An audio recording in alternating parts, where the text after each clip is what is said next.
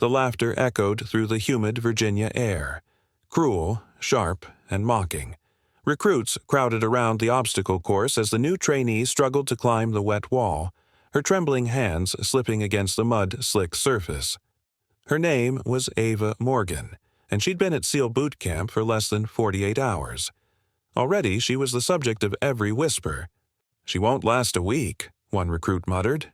"She's just a publicity stunt," another snickered. But then, as she fell for the third time, the commander stepped forward, his sharp gaze locked on something beneath the sleeve of her soaked shirt, a faded, inked symbol just below her shoulder blade. His eyes widened. That tattoo. He'd seen it before, and the last time he did, men didn't come back alive. Before I tell you what happened next, tell me in the comments where you're re-watching from. I love knowing who has listening.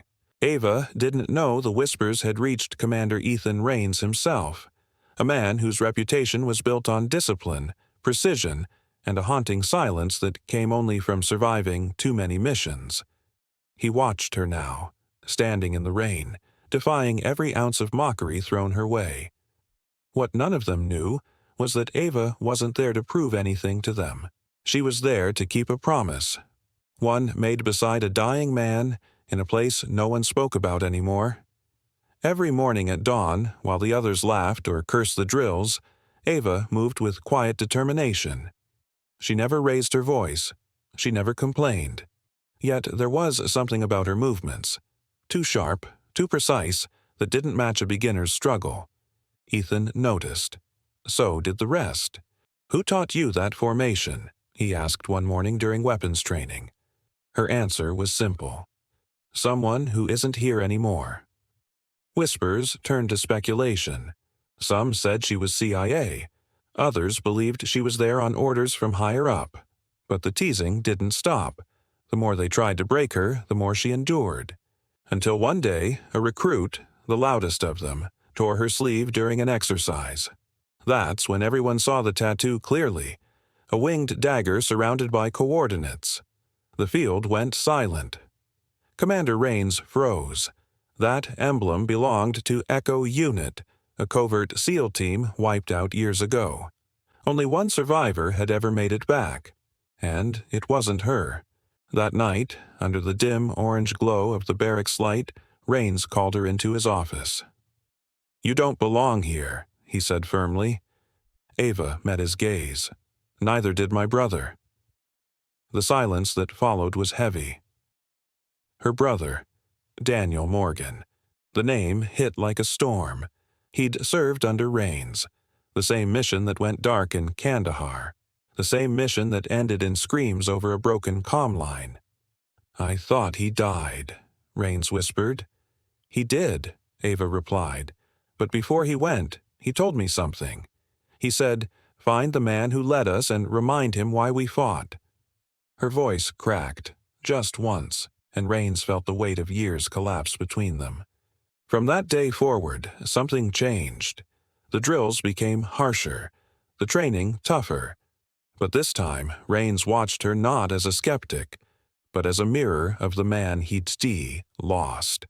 When others stumbled, she helped them. When she fell, she rose without waiting for a hand.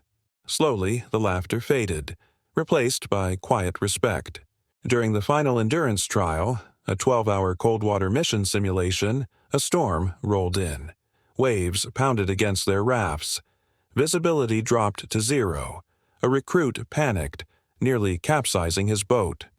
Ava dove into the freezing surf without hesitation. For minutes, all they saw were flashes of lightning on the waves. Then, her silhouette emerged, dragging the unconscious trainee by his vest, lungs heaving, refusing to let go. When they reached shore, Commander Rains was already there, shouting orders for medics. As they lifted the recruit away, his gaze met hers again, and this time there was no question. She didn't need to prove herself. She already had.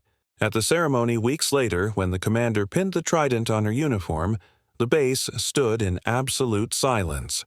Then a single clap broke through, then another, until the entire hall erupted. But what stunned everyone wasn't the applause. It was Rains's final words to her. "Your brother said you'd remind me why we fight. You did. It's not medals or orders. It's honor, and the ones who never made it home." Ava smiled through quiet tears. "Then I've done what I came for, sir." He nodded. "You're one of us now."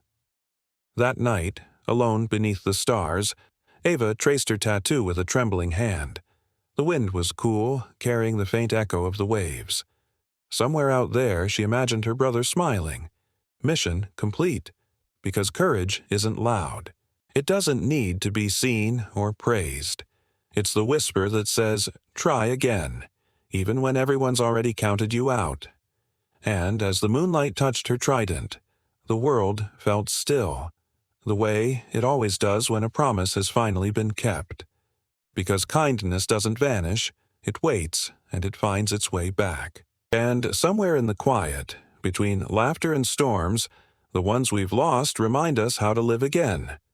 If you felt something in this story, don't forget to like, share, and subscribe to Whispered Words for more stories of courage, sacrifice, and the strength we carry in silence. Tell me in the comments, what does courage mean to you?